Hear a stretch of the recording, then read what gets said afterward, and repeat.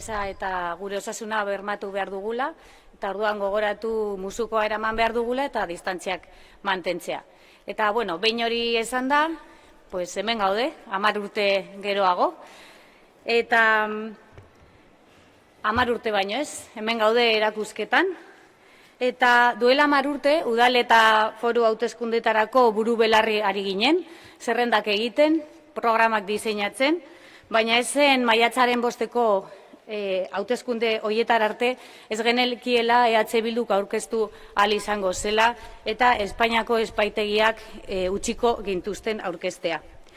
Orduz geroztik hainbat lorpen, hainbat arrakasta, akatz baten bat ere.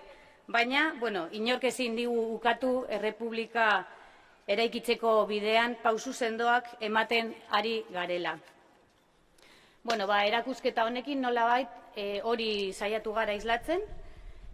Aurreko larun batean Gasteizin inauguratu zen, Arabako eskualdeetan zehar garraiatu du, eta gaur hemen Araban bukatzen dugu. Bukatzen dugu hemen, Aiaraldean, Aranon eta Laudion. Oso ondo dakizuenez eta dakigunez, Aiaraldeko eskualde hau, une zailak bizitzen ari da. Otsailean, Balbo Espainiako 79 langile kaleratu zituzten, orain Tubacexeko 129 familia kalera gorrira bidali nahi dituzte, eta aurretik asko izan ziren ere. Hitz bereziak eskaini nahi dizkiogu 17 komite, enpresa eta langile bertaratu ziren astelehen honetan.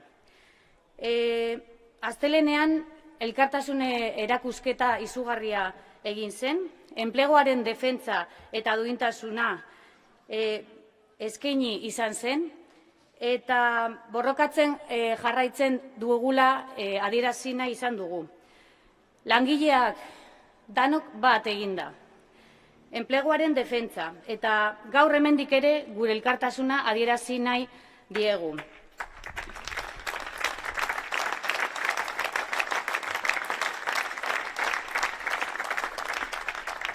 Gure elkartasuna defendatzen ari zareten lanpostu hori guztioi, baita zuon zenidei.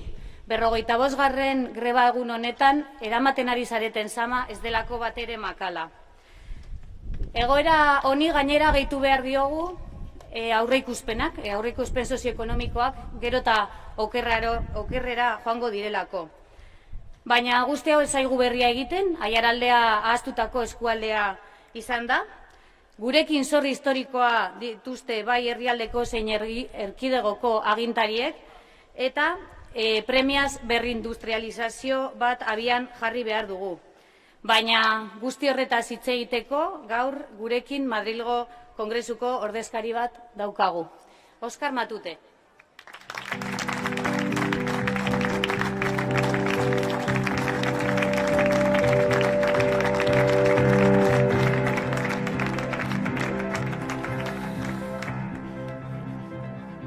Egunon guztioi, moskarillekin, bai. Esto de las normas de seguridad, no sé yo muy bien. ¿Kendu? Ah, vale. Beitu. Como no sabía. Egunon guztioi, eta eskerrik asko torri zareten guztiei, EH Bilduren 10 urteurrena ekitaldia. Bueno, no hay solo un diputado, hay dos, que veo por aquí a mi compañero Iñaki, pero bueno, al final un poco lo que justifica que yo esté aquí hoy es intentar trasladar a la gente del audio de Amurrio lo mismo que estamos trasladando al conjunto de las gentes de Euskal Herria, que es que el proyecto Euskal Herria Bildu no es un proyecto nacido y pensado por unos pocos para intentar alcanzar cotas de poder, sino que es un proyecto que solo tiene sentido si nace de las preocupaciones, de los anhelos, de los sueños y de los intereses de las gentes de Euskal Herria, fundamentalmente de las clases populares, de la clase trabajadora.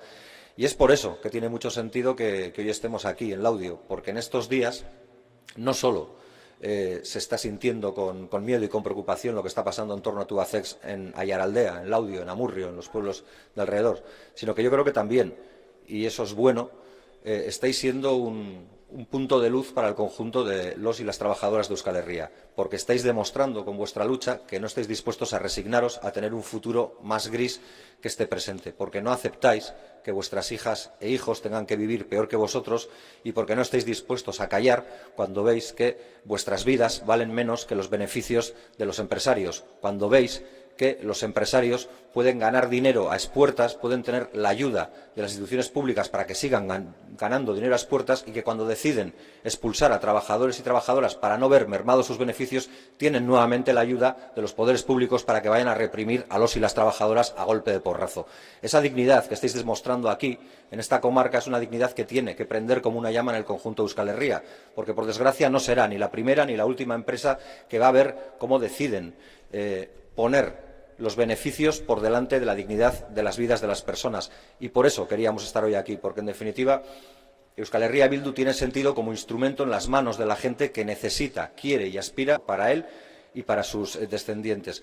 Porque Euskal Herria Bildu no nació a instalar una sigla más en la constelación de fuerzas políticas de Euskal Herria, no nació siquiera para intentar únicamente obtener buenos resultados electorales, sino que nació fundamentalmente y de manera directa para ser el instrumento en las manos de los y las trabajadoras, de los y las personas de Euskal Herria, para construir una Euskal Herria libre y, sobre todo y fundamentalmente, para construir una sociedad digna y vivible para todos y para todas. Gaur, hemen, Laudion eta Murrion, egunetan greba dauden langileak borrokan ari dira eskualdeko etorkizunaren alde. Haiei esaten diegu Euskal Herria Bildutik borroka honetan ondoan gaituzuela. Eskubiden alde ari zarete, patronalaren interesen aurrean duintasuna eta etorkizuna aldarrikatzen. Guztion duintasuna, diru goseak besterik ez dutenen aurrean borrokak merezi du.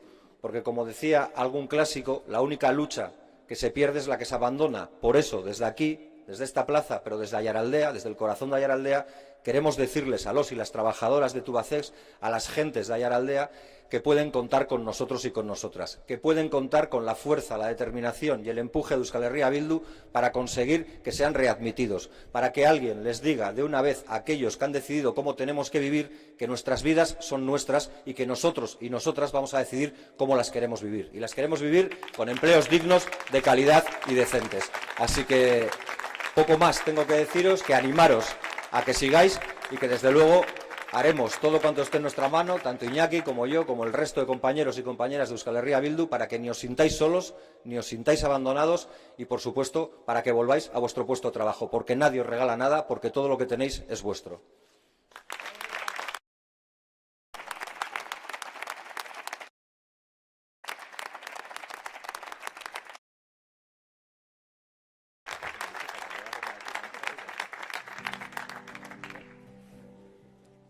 Bueno, eta esan bezala gaur agurtu behar dugu erakusketa hau, baina urteurreneko ekitaldiak ez dira amaitu, bai?